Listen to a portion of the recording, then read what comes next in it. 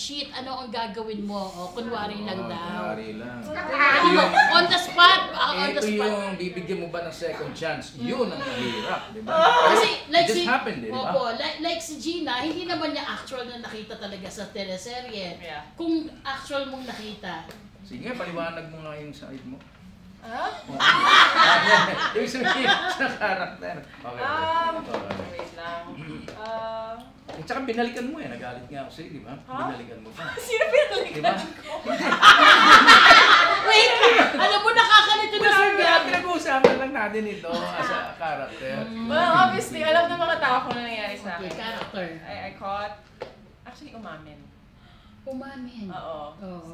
Thank you for that. Tapos, yun, hiwalay kami. Hindi ko napatawad.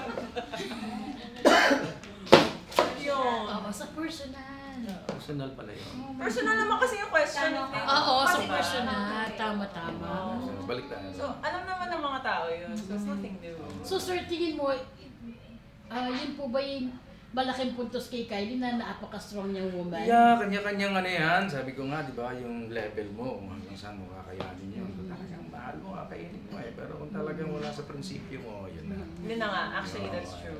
Eh, si Gerald, siguro, hindi natin nakikita yung kanyang point of view.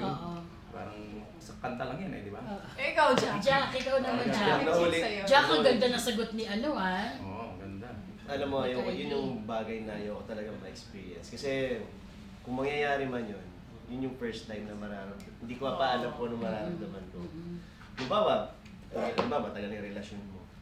Tatanggapin mo ba siya? Papatawag mo ba siya? Or what? Lalo na sa babae.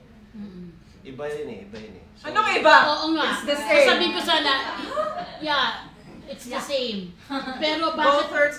Lagi na Ilang lang may babae double dito? standard sa babae. Ba't ganun? Pag lalaki, okay lang. Patawarin mo, okay lang. Oo. Pag babae,